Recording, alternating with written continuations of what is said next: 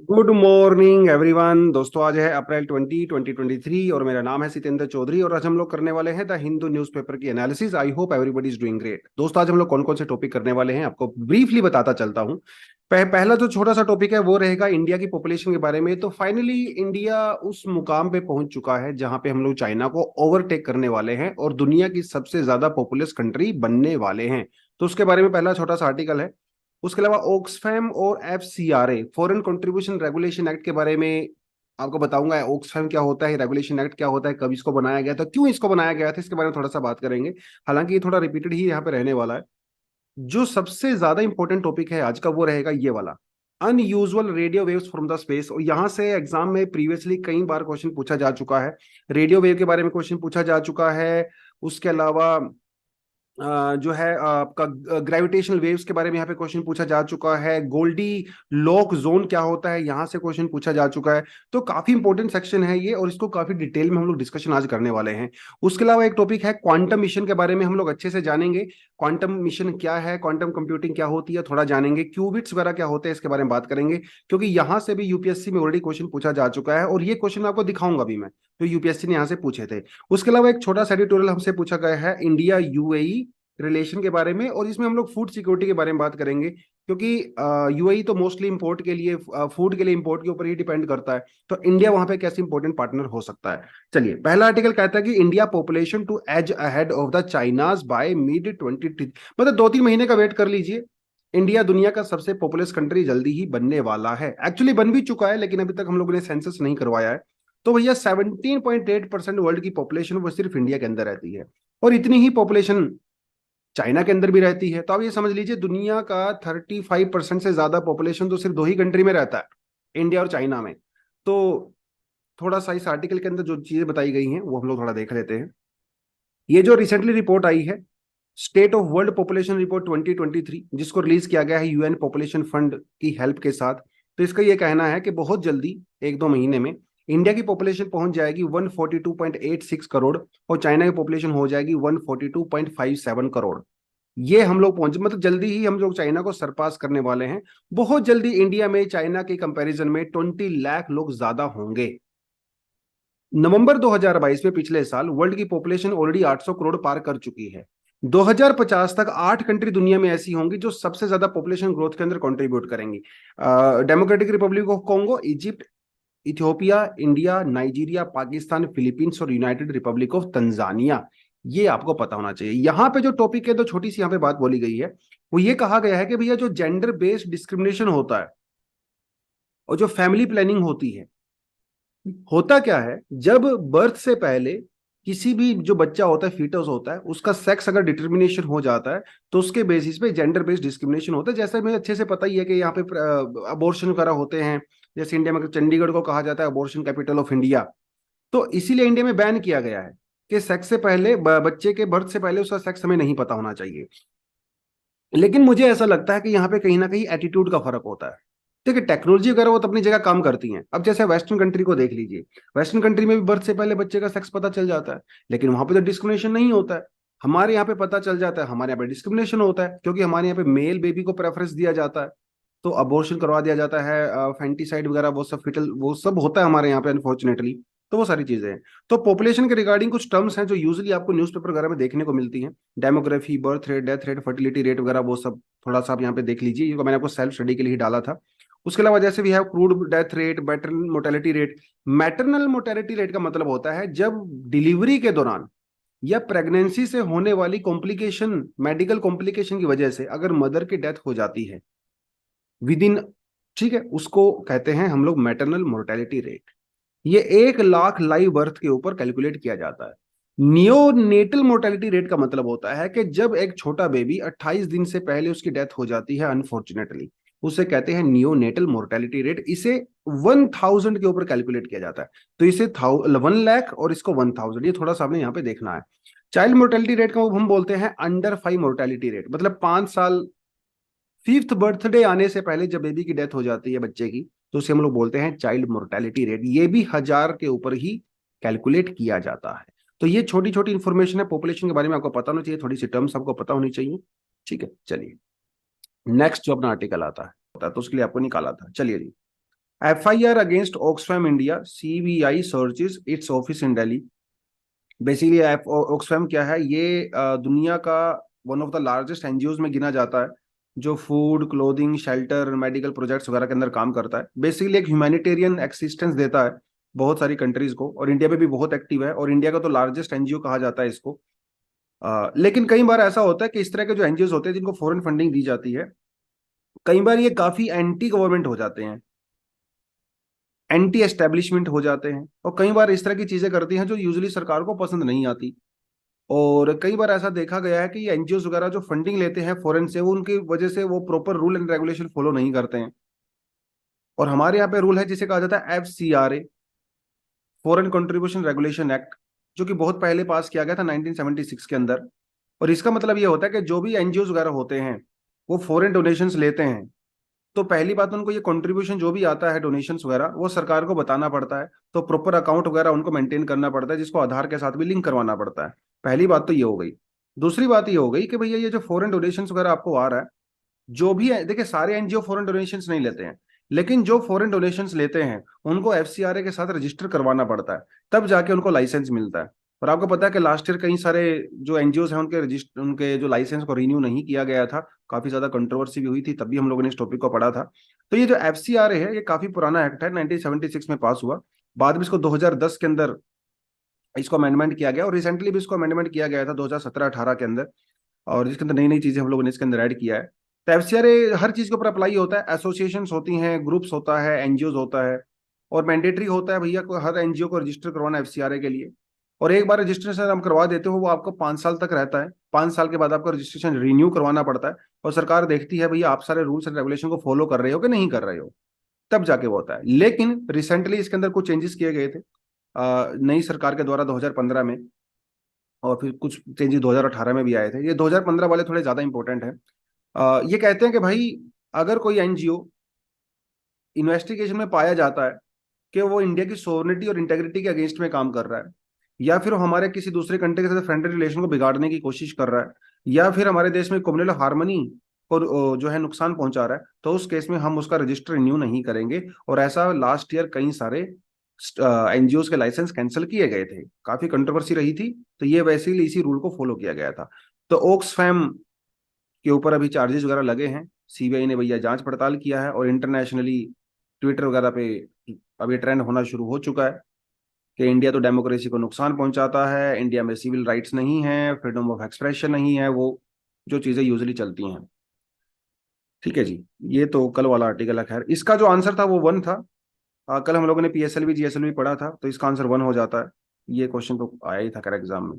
चलिए, state can not discriminate against individuals over sexuality से supreme court. ये आपके मैंने सेल्फ स्टडी के लिए डाला है, क्योंकि ये सेम सेक्स मैरिज वाला टॉपिक हम लोग काफी डिटेल में कर चुके हैं। और इस समय सुप्रीम कोर्ट को हमें पता ही है कि एक कॉन्स्टिट्यूशनल बेंच बनाई गई थी, और ये लाइव चलता है, आप भी जाके देख सकते हो यूट्यूब वगैरह पे। ये पूरी जो हियरिंग हुई थी कल परसों, ये पूरी की पूरी यूट्यूब पे पड़ी हुई है कि किस तरह से हमारे जो CJI हैं वो अपने दूसरे जजेस के साथ, बेंच के साथ, 5 जजेस के साथ बैठे रहते हैं, और किस तरह से गवर्नमेंट के जो लॉयर्स होते हैं वो आर्गुमेंट करते हैं अपने अपने पॉइंट को। बड़ा इंटरेस्टिंग रहता है देखना, अगर बस टाइम है तो देख सकते हो। लेकिन वो मामला चल रहा है, तो थोड़ा इसको चलने दो, इसको हम लोग आगे लेटर ऑन कवर करेंगे। Union cabinet gives node for 6003 crore quantum mission. ये 3 पता नहीं क्यों लगाया, या तो 6000 ही कर देते या 6005 कर देते, बट एनीवेज। तो भैया नया क्वांटम मिशन हम लोगों ने चलाया है, जिसके लिए मोर देन 6000 करोड़ रुपीज, मतलब हम लोगों ने उसके लिए अलॉट किए हैं, जो कि मुझे पर्सनली लगता है कि बहुत जबरदस्त इनिशिएटिव है। क्योंकि इस तरह की जो कटिंग एज टेक्नोलॉजी होती है, जो फ्यूचर टेक्नोलॉजीज होती हैं, इंडिया अनफॉर्चुनेटली कहीं ना कहीं पीछे रहता है। और उसका सबसे बड़ा कारण यह है कि हमारे पास पैसा नहीं है यार, है ना। ये चाइना वाइना के पास इतना सारा पैसा है, उस वो उसको सैटेलाइट बनाना है वो झट से बना लेता है, उसको कुछ भी बनाना है वो पैसा पैसा देखो यार, पैसा होता है तो आप बहुत कुछ कर सकते हो लाइफ में, है ना। आपकी बहुत फ्लेक्सिबिलिटी बढ़ जाती है, आपकी चॉइसेस बहुत एक्सपेंड हो जाती हैं। तो इंडिया के पास वो कमी है पैसे की। तो कहाँ से निकाले पैसा? हेल्थ से निकालेंगे, एजुकेशन से निकालेंगे, कहीं ना कहीं से निकाल के फिर वो डालना पड़ता है। तो खैर हम लोग ने इस एक फ्यूचर टेक्नोलॉजी के लिए पैसा अभी देना शुरू किया है, और लेट्स होप के फ्यूचर में हम लोग यहाँ पे कुछ बहुत बड़ा करेंगे। तो नेशनल क्वांटम मिशन, ठीक है, ये हम लोगों ने जो लॉन्च किया है, और इसके लिए फंडिंग वगैरह जो है यहाँ से दी जाएगी। तो एक ये चीज़ है। तो ये क्वांटम मिशन है क्या, इसकी देखिए बहुत डिटेलिंग तो अभी बस सामने आई नहीं है, लेकिन एक बात तो पक्की है कि आने वाले समय में हम लोग क्वांटम कंप्यूटिंग की तरफ जा रहे हैं। क्वांटम कंप्यूटर्स दोस्तों बहुत ही ज्यादा एडवांस होते हैं। अभी दुनिया में जो भी सुपर कंप्यूटर्स हैं, क्वांटम कंप्यूटर इनसे 1000 गुना से ज्यादा, 10,000 गुना, 1 लाख टाइम्स जो है फास्टर हो सकता है। बहुत ही ज्यादा फास्ट कैलकुलेशन करता, आप इमेजिन भी नहीं कर सकते। सुपर कंप्यूटर तो बेचारा इनके सामने बच्चा लगेगा, इतने फास्ट होते हैं, आप इनको हैक नहीं कर सकते। आर्टिफिशियल इंटेलिजेंस आसमान छू जाएगी, समझ रहे हो। तो ये क्वांटम कंप्यूटर्स होते हैं, बहुत एडवांस होते हैं। अभी तक वर्ल्ड में क्वांटम कंप्यूटिंग पे काम चल रहा है, गूगल, amazon, फेसबुक वगैरह सब उसके ऊपर काम कर रहे हैं, लेकिन अभी तक कोई बहुत प्रैक्टिकल क्वांटम कंप्यूटर हमारे सामने नहीं आया है। एक्सपेरिमेंट वगैरह हुए हैं, टेस्टिंग वगैरह चल रही है, बट नहीं आया। लेकिन आप ये रियलाइज करिए कि आने वाले समय में, आने वाले 10, 20, 30 सालों में जब ये कंप्यूटर बहुत डेवलप हो जाएंगे, ये टेक्नोलॉजी हम लोग ले लेंगे, तो आने वाली जनरेशन भैया कितना, मतलब आप ये समझ लीजिए 2050 में जब हम लोग जाएंगे, तो क्वांटम कंप्यूटर जो है वो बहुत आम चीज हो जाएगी, और आप स्पीड इमेजिन कर सकते हो कितनी ज्यादा होगी। तो एक तो वो चीजें हैं। तो इंडिया चाहता है कि भाई ये जो आने वाले समय में टेक्नोलॉजी डेवलप होने वाली है, हम लोग इसमें पीछे ना रहें, है ना, हम लोग इसमें आगे बढ़ के काम करें। तो आज से काम करना शुरू करेंगे, धीरे धीरे जो है इस काम को हम लोग आगे बढ़ाएंगे। तो बहुत फास्ट होते हैं, सिक्योर होते हैं, ये आपको मैंने बता दिया। जैसे हमारे जो नॉर्मल कंप्यूटर्स होते हैं उसके अंदर हम लोग क्या यूज करते हैं, 0 और 1 यूज करते हैं, जिसे हम लोग क्या कहते हैं, बिट्स कहते हैं, है ना। ये सबको पता होगा, कंप्यूटर में थोड़ा बहुत पढ़ा होगा, 0 1 1 0 0 0 0 1, ये हम लोग स्कूल में किया करते थे, जिसे नंबर कैलकुलेट करते थे। बेसिकली जो भी हम लोग लेटर लिखते हैं, जो भी हम लोग बोलते हैं, सुनते हैं, डिजिटल प्लेटफॉर्म का यूज करते हैं, सब 0 और 1 की फॉर्म में होता है, इसे हम लोग बोलते हैं बिट्स। लेकिन क्वांटम कंप्यूटिंग में जो कुछ भी यूज होता है उसे बोलते हैं क्वांटम बिट्स, और शॉर्ट फॉर्म होती है क्यूबिट्स। ये आपको सुनने में ऐसा लग रहा होगा सर क्या चीजें हैं ये, कि हमारे एग्जाम के लिए इंपॉर्टेंट है क्या? अरे बिल्कुल इंपॉर्टेंट है। आप ये देखिए भैया, क्वेश्चन यूपीएससी का क्वेश्चन है ये, जो पूछा गया एग्जाम में। Which of the following in the context is which, in which the term qubits is mentioned? Cloud service, quantum computing, तो quantum computing is the right answer. ये यूपीएससी का क्वेश्चन है। तो ये छोटी छोटी जो टर्म्स होती है ना, साइंस एंड टेक में या हर चीज में, बहुत इंपॉर्टेंट होती हैं आपके लिए। एग्जाम में सीधा क्वेश्चन आता है यार। आप ये देखिए 2020 में भी क्वेश्चन था यहाँ पे, the emergence of the fourth industrial revolution, digital revolution, has initiated e governance as a integral part of the. तो ये जो emerging टेक्नोलॉजीज होती हैं, चाहे वो कंप्यूटिंग के मामले में हो, चाहे रोबोटिक्स के मामले में हो, चाहे वो अपना मनी वाले मामले में हो, बहुत इंपॉर्टेंट होते हैं इस तरह के टॉपिक्स आपके एग्जाम के परस्पेक्टिव से। तो देखिए जो बिट्स वगैरह का मैंने आपको बता ही दिया, क्यूबिट्स वगैरह हम लोग यूज करते हैं, ठीक है। 2018 में गवर्नमेंट ने एक इनिशिएटिव भी लिया था, जिसमें हम लोगों ने कुछ ऑर्गेनाइजेशंस को एक साथ कोलैबोरेट करने की कोशिश की थी क्वांटम कंप्यूटिंग वगैरह के लिए, जिसका नाम दिया गया था quest, quantum enabled science and technology. हालांकि उसके ऊपर ज्यादा काम नहीं हुआ था, लेकिन 2023 में सरकार ने फाइनली पैसा वैसा लोड कर दिया है, तो ऑफ कोर्स फ्यूचर में हमें काफी कुछ देखने को मिलेगा। तो बजट के अंदर भी इसको मेंशन किया गया था। उस समय 8,000 करोड़ रुपए की बात हुई थी, चलो कुछ तो मिला, 8,000 नहीं तो 6,000 ही सही, है ना। चलिए, तो ये थोड़ा सा आपको पता होना चाहिए, काफी इंपॉर्टेंट टॉपिक है ये। FSSAI needs an energy shot to regulate processed food. तो बेसिकली इंस्टाग्राम पे ना एक आदमी था, उसका नाम यहाँ पे कहीं दिया तो हुआ था, खैर हमारे लिए वो ज्यादा इंपॉर्टेंट नहीं है। उनका नाम है जी हिम्मत सिंह, ये उनका बेसिकली ट्विटर हैंडल है। और इन्होंने एक वीडियो बनाया जिसमें बोर्नवीटा जो लोग बचपन में पिया करते थे, तो बोर्नवीटा के बारे में बेसिकली उन्होंने बताया है कि बोर्नवीटा किस तरह से डेंजरस है। बोर्नवीटा के अंदर सिर्फ शुगर होता है, और शुगर के अलावा कुछ नहीं होता। और इंटरेस्टिंगली जो बोर्नवीटा की पैकेजिंग होती है, उस पैकेजिंग के ऊपर ही लिखा हुआ है कि बोर्नवीटा में इतना हाई शुगर है। लेकिन हम लोग वो पैकेजिंग तो पढ़ते नहीं, जो ऐड दिखाते हैं बोर्नवीटा की टीवी पे, उसको देख के बोर्नवीटा खरीद लेते हैं, अपने बच्चों को पिला देते हैं दूध में मिला के। तो ये यही कह रहे हैं, ये फूड ब्लॉगर हैं और फूड फार्मर भी हैं। तो यही कह रहे हैं कि भैया ये बोर्नवीटा जैसी जो भी चीजें होती है, कॉम्प्लान, बोर्नवीटा, ये कुछ नहीं होता, ये सिर्फ चीनी होती है और इसके अलावा कुछ नहीं है। तो वो वीडियो वायरल हो गया और बहुत दुनिया में फैला, इंस्टाग्राम पे, फेसबुक वगैरह पे। तो जिसकी वजह से जो कंपनी है बोर्नवीटा वाली, उसने उनके ऊपर केस कर दिया, और वो सारी चीजें, उनका बेचारे का ट्विटर भी कैंसिल हो गया, तो यूट्यूब वगैरह पे वो चल रहे हैं। खैर ये सब चीजें हुई। तो ये लेबलिंग वाला बड़ा मामला यहाँ पे आया है सामने कि जो भी हम लोग पैकेज वगैरह खरीदते हैं, चिप्स खरीदो या कुछ भी खरीदो, एफएसएसआई का एक रूल है जिसके तहत जो भी चीजें होती हैं उसके अंदर, जो भी सोल्ट होता है, शुगर होता है, फैट होता है, वो सब आपको फ्रंट पे ऊपर मेंशन करनी पड़ती हैं। लेकिन अभी भी ये कंपनीज बहुत ज्यादा नहीं करती हैं, एफएसएसआई के रूल के बाद भी नहीं करती हैं।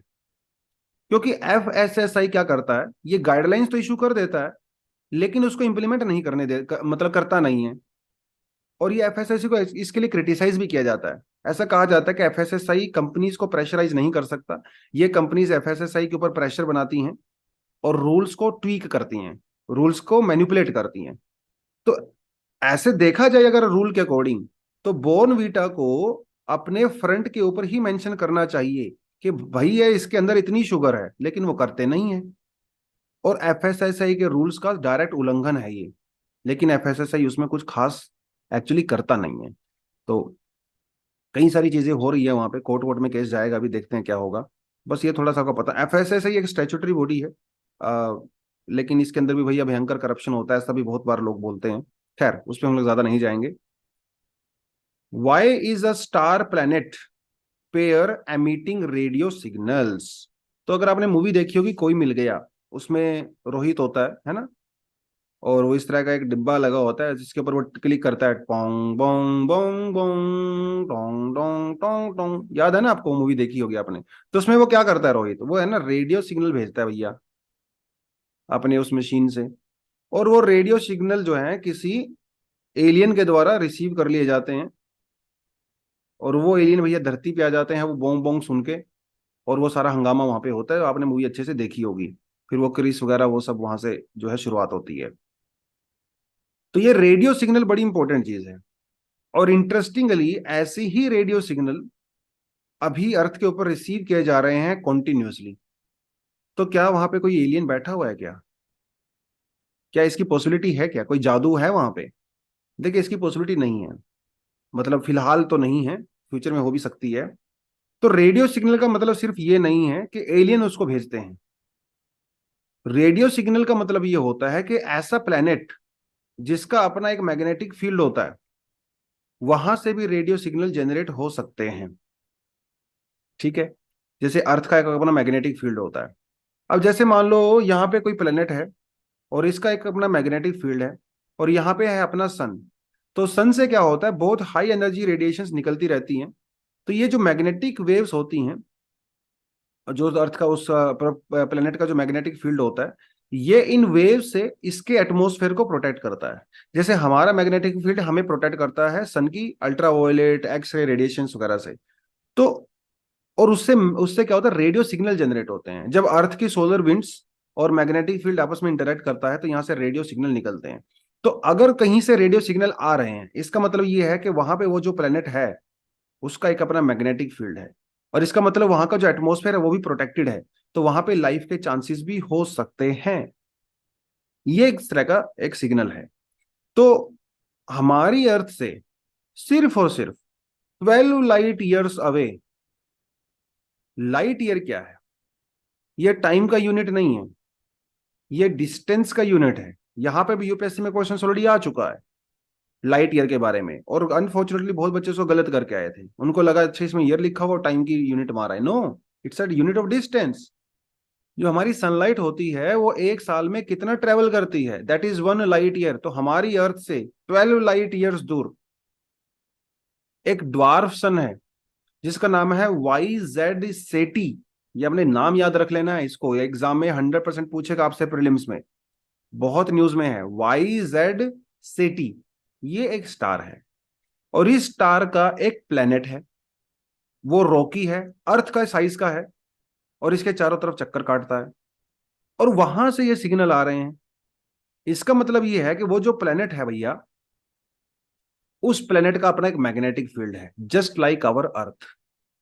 और ये ऑब्जर्वेशन की गई है, और इस ये स्टडी काफी इंपॉर्टेंट अभी हो गई है।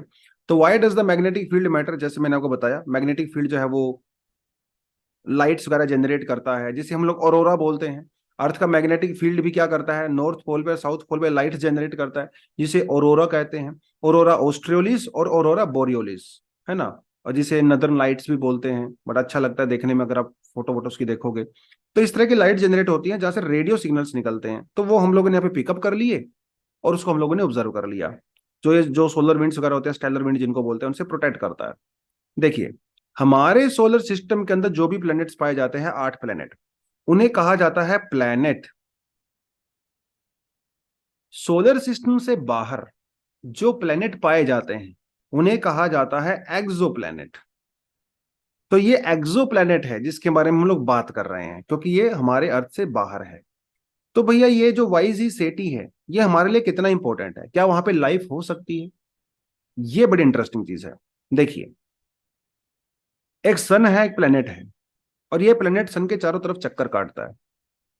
अब ये डिपेंड करता है कि इस प्लेनेट की जो डिस्टेंस है उस सन से कितना है।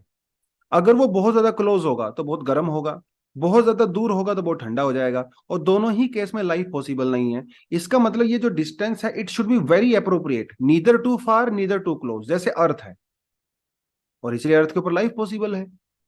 तो एक ऐसा जोन होता है जहां पे लाइफ की पॉसिबिलिटी हो सकती है। तो जहां पे डिस्टेंस बहुत अप्रोप्रिएट होता है, उस जोन को कहा जाता है गोल्डी लोग जोन। जैसे अर्थ गोल्डी लोग जोन में है, तो हम, हमारे जो साइंटिस्ट लोग होते हैं, वो ऐसे जोन की आइडेंटिफिकेशन करते हैं स्पेस के अंदर, यूनिवर्स के अंदर, जो गोल्डी लोग जोन में आते हैं, जहां पे लाइफ की पॉसिबिलिटी होती है। यहां से भी यूपीएससी में क्वेश्चन आ चुका है ऑलरेडी। गोल्डी लोग जोन 2015 प्रीलिम्स में क्वेश्चन यहाँ से आया था। तो ये जैसे वीनस की बात करें, अर्थ की पोजीशन बिल्कुल बढ़िया है।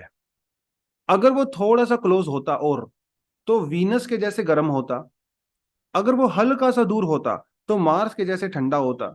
दोनों ही केस में लाइफ पॉसिबल नहीं हो पाती। तो ये जो नया एक्सो मिला है भैया, जो जहां से रेडियो सिग्नल्स आ रहे हैं, तो ये हो सकता है गोल्डी लोग जोन में हो। अब इसके अंदर और स्टडीज करने की रिक्वायरमेंट है। लेट्स सी यहाँ पे क्या होगा। क्योंकि अगर आप देखें, मार्स को देखें, तो बिलियंस ऑफ ईयर्स पहले मार्स के ऊपर भी अर्थ के जैसी कंडीशन थी। मार्स की डेंसिटी वो भी लगभग अर्थ के जैसी है। मार्स का जो टिल्ट है वो भी लगभग अर्थ के जैसा ही है, 23.5। और मार्स का जो डिस्टेंस है सन के चारों तरफ रिवॉल्व करता है, वो भी लगभग लगभग सेम है। और मार्स का जो रोटेशन है ऑन इट्स ओन एक्सिस, वो भी लगभग सेम है, 24 आवर्स। तो मार्स, इसलिए मार्स को कहा जाता है ट्विन ऑफ अर्थ। लेकिन मार्स के ऊपर लाइफ नहीं है। लेकिन बिलियंस ऑफ ईयर्स पहले ऐसी सिचुएशन नहीं थी। मार्स के ऊपर खूब सारा पानी पाया जाता था, और हो सकता है लाइफ के, मार्स के ऊपर लाइफ भी हो, हमें अभी पता नहीं है। मार्स के जो अपर सरफेस के नीचे अगर आप जाओगे तो वहां पे बहुत सारा वाटर आज भी अवेलेबल है। हो सकता है वहां पे कुछ बैक्टीरिया सर्वाइव कर रहे हो, वी डू नॉट नो। अभी इतनी एडवांस टेक्नोलॉजी हमारे पास आई नहीं है, तो हो सकता है फ्यूचर में आएगी। तो तब हम लोग इस चीज को देखेंगे। ठीक है। तो ये है कुछ चीजें। तो आपको थोड़ा सा वाईजी सिटी के बारे में पता होना चाहिए, गोल्डीलॉक्स जोन क्या होता है। ठीक है, ये छोटी छोटी चीजें हैं आपके लिए। मैग्नेटिक फील्ड और रेडियो सिग्नल्स का क्या रिलेशन है, क्वाइट इंपॉर्टेंट। चलिए ठीक है, आगे बढ़ते हैं। India UAE cooperation to so regional food security. देखिए, इसको लिखने वाले कौन है? इसको लिखने वाले हैं अब्दुल नासिर अल शाली। ये इंडिया में एम्बेसडर हैं यूएई के। और यूएई तो हमारा बहुत खासम खास मित्र भी है, हमेशा हमें सपोर्ट करता है। इंडिया में जो एफडीआई आती है वो मैक्सिमम यूएई वगैरह से ही आती है। तो और ये तो इंडिया के एम्बेसडर हैं, तो सीधी सी बात है भैया, कोई खराब बात तो इंडिया के बारे में बोलेंगे नहीं, अच्छी अच्छी बातें बोलेंगे। तो इन्होंने आज बहुत अच्छी अच्छी बातें बोली हैं इंडिया के बारे में, और इनका फोकस है फूड सिक्योरिटी के ऊपर। देखिए, यूएई वगैरह तो डेजर्ट है ना यार, वहां पे फूड वूड नहीं पैदा होता है। तो फूड सिक्योरिटी के लिए यूएई जैसी कंट्री, सऊदी जैसी कंट्रियां टोटली इंपोर्ट के ऊपर डिपेंड करती हैं। और इंपोर्ट कहाँ से आएगा? इंपोर्ट तो इंडिया से आएगा, चाइना से आएगा, साउथ ईस्ट कंट्री से आएगा, जहां से बहुत ज्यादा क्रॉप्स होती हैं। और इंडिया तो दुनिया का सेकंड लार्जेस्ट फूड प्रोड्यूसर है। तो हम तो ऑफ कोर्स यूएई का बहुत बड़ा पार्टनर भी हैं। सिर्फ एफडीआई नहीं, बल्कि हम लोग काफी ज्यादा एक्सपोर्ट भी करते हैं यूएई। तो इनका यही कहना है सर का, अल शाही लीजी का, कि इंडिया और यूएई का जो फूड सिक्योरिटी पार्टनरशिप है, वो आज जितना है उससे बहुत आगे जा सकता है। एग्री एक्सपोर्ट के मामले में इंडिया वर्ल्ड लीडर बन सकता है, पावर हाउस बन सकता है। यार, आप न्यूजीलैंड का एग्जाम्पल देख लीजिए, आप इसराइल का एग्जाम्पल देख लीजिए, आप नेदरलैंड का एग्जाम्पल देख लीजिए। नेदरलैंड कितना छोटा सा कंट्री है, उसके बावजूद भी दुनिया का मैक्सिमम एग्रीकल्चर एक्सपोर्ट कर रहा है। तो इंडिया भी तो ऐसा कर सकता है। India is the only country in the world जहां की मोर देन 50% लैंड जो है वो एग्रीकल्चर के लायक है। ऐसा दुनिया में किसी और ने भगवान को दिया ही नहीं है, सिर्फ इंडिया को ही दिया है। और इंडिया ऐसी बात नहीं, हेल्प भी करता है। देखिए, एक तो हमारी लोकल पॉपुलेशन बहुत ज्यादा है, तो मोस्टली तो हम लोग कंज्यूम कर लेते हैं, उसके बावजूद भी हम लोग ह्यूमैनिटेरियन असिस्टेंस प्रोवाइड कराते हैं। जैसे श्रीलंका में हम लोग हेल्प देते हैं, बांग्लादेश में, जिस भी कंट्री में कोई नेचुरल डिजास्टर वगैरह आ जाता है तो इंडिया बढ़ चढ़ के वहां पे पार्टिसिपेट करता है। तो इससे इंडिया की जो रोल है वो रीजनल वो पता चलता है। लेकिन इसको हम लोग एक हाथ आगे लेके जा सकते हैं। जैसे फूड पार्क्स वगैरह के लिए इस बार सरकार ने बजट वगैरह के अंदर भी बोला कि हम लोग फूड पार्क्स वगैरह देश में बनाएंगे, है ना। कॉन्ट्रैक्ट फार्मिंग वगैरह के थ्रू जो सप्लाई चेन वगैरह है उसको और ज्यादा मजबूत करेंगे। Farm gate to retail outlets, ठीक है, बीच का जो मिडिल मैन होते हैं उसको रिमूव कर देंगे। और बायलेटरल ट्रेड अग्रीमेंट जो किए जाते हैं वो भी हम लोग और ज्यादा करेंगे। और इंडिया अपना खुद का भी बहुत बड़ा प्रोग्राम चलाता है, food distribution system, PDS system, है ना। 800 मिलियन से ज्यादा सिटीजन्स को सब्सिडाइज्ड राइस और ग्रेन्स वगैरह दिए जाते हैं, ताकि जो है हम अफोर्डेबल मील ले सकें। उसके अलावा हमारा पोषण स्कीम है, पहले मिड डे मील वगैरह हुआ करती थी, इसके अंदर हम लोगों ने इंक्लूड कर दिया, जहाँ पे बच्चों को और वीमेन को न्यूट्रिशियस फूड दिया जाता है। और G20 की प्रेसिडेंसी का इंडिया बहुत बड़ा यहाँ पे फायदा उठा सकता है। और हम लोग मिलेट्स के ऊपर कितना फोकस कर रहे हैं आजकल। मिलेट्स लोग खाते नहीं है, पहले खाया करते थे, हमारे दादा परदादा और अपने मतलब मेरे फादर तक वहां से लोग मिलेट्स खाया करते थे, ज्वार बाजरा वो सब, लेकिन आजकल नहीं खा रहे हैं। नई यंग जनरेशन आ गई है। तो अभी सरकार मिलेट्स के ऊपर दोबारा फोकस करना शुरू कर दिया है, क्योंकि एक तो न्यूट्रिशियस बहुत ज्यादा होता है, ड्रोट रेजिस्टेंस होता है, बहुत ज्यादा पानी की रिक्वायरमेंट नहीं होती है, सस्टेनेबल क्रॉप होती है। तो मिलेट्स के ऊपर इंडिया फोकस कर रहा है, तो एक नया एक सेक्टर यहाँ पे ओपन हो सकता है ना। जैसे कि हमारे जयशंकर जी ने कहा था कि 3C के ऊपर इंडिया फोकस करेगा, कोविड, कन्फ्लिक्ट और क्लाइमेट। तो क्लाइमेट वाले मामले में आप मिलेट्स को जोड़ के देख सकते हो, क्योंकि millets are quite climate friendly also, पानी वानी बेचारे बहुत ज्यादा नहीं लेते हैं। तो इनका ये कहना है सर का कि भैया यूएई एक बहुत बढ़िया प्लेटफॉर्म प्रोवाइड करवा सकता है इंडिया को, अगर इंडिया को वर्ल्ड लीडर बनना है और लार्जेस्ट सप्लाई चेन के अंदर पार्टिसिपेट करना है। ये उनका कहना है। I2U2 की बात इन्होंने यहाँ पे किया, इंडिया इजराइल यूएई और यूनाइटेड स्टेट का जो पार्टनरशिप है उसके अंदर भी जो है फूड को लेके हम लोग काफी कुछ कर सकते हैं। यूएई ने ऑलरेडी इंडिया में $2 बिलियन इन्वेस्ट करने की बात कही है फूड पार्क्स वाले मामले में। और जो हमारा फ्री ट्रेड अग्रीमेंट है, कॉम्प्रिहेंसिव इकोनॉमिक पार्टनरशिप अग्रीमेंट है, उसके तहत ये हम लोग पार्क वगैरह बनाएंगे with the help of UAE. UAE ने ये कहा, सिर्फ इतना ही नहीं, बल्कि यूएई जो है इंडिया को एक ऐसा प्लेटफॉर्म प्रोवाइड करवा सकता है जिससे इंडिया इंटरनेशनल मार्केट में जो है मेजर फूड एक्सपोर्टर हो सकता है। क्योंकि यूएई की अब लोकेशन देखिए कितनी जबरदस्त है। तो ये कहते हैं कि यूएई की लोकेशन का फायदा उठाया जा सकता है इंडिया के द्वारा, और अपने फूड एक्सपोर्ट को हम लोग वेस्ट एशिया में, यूरोप के अंदर यूएई के थ्रू लेके जा सकते हैं। तो एक agri trading and the commodity platform provide करवा सकता है यूएई हमें, ऐसा इनका कहना है। ठीक है, तो एक तो ये चीजें हो गई। उसके अलावा इन्होंने कहा कि बहुत स्कोप है भैया, $7 बिलियन तक इन्वेस्ट करने का स्कोप है इंडिया में फूड पार्क्स वगैरह में। तो अगर हम लोग वो लोग करेंगे, सिर्फ फूड पार्क्स ही नहीं बल्कि जो लॉजिस्टिक्स हैं, वेयर हाउस वगैरह हैं, और जो फ्रूट एंड वेजिटेबल हब्स वगैरह हैं, सबके अंदर हम लोग पार्टिसिपेट यहाँ पे डेफिनेटली कर सकते हैं, ऐसा इनका कहना है। और भी बहुत सारे बेनिफिट मिलेंगे इससे। एक तो नॉन एग्री जो जॉब्स हैं वो जनरेट होंगी इंडिया में, किसानों को बेटर प्राइस मिलेगा यहाँ पे, ठीक है। और डाइवर्सिफाई कर सकते हैं हम लोग अपनी मार्केट को, जिससे बेनिफिट होगा। तो ये कुछ कुछ चीजें इन्होंने यहाँ पे बोली हैं। और G20 की प्रेसिडेंसी इंडिया के पास है, तो उसका तो फायदा हमें डेफिनेटली उठाना ही चाहिए। तो ये कुछ कुछ चीजें हैं जो इन्होंने बोली हैं सर ने यूएई इंडिया कोऑपरेशन के बारे में। तो आज के लिए तो इतना ही था। आई होप आपको अच्छा लगा होगा। लेकिन ये जो रेडियो वाला है आर्टिकल, ये बहुत इंपॉर्टेंट है, बहुत काम आएगा आपके एग्जाम में। तो आज के लिए इतना ही है। Thank you very much, all the best, जय हिंद।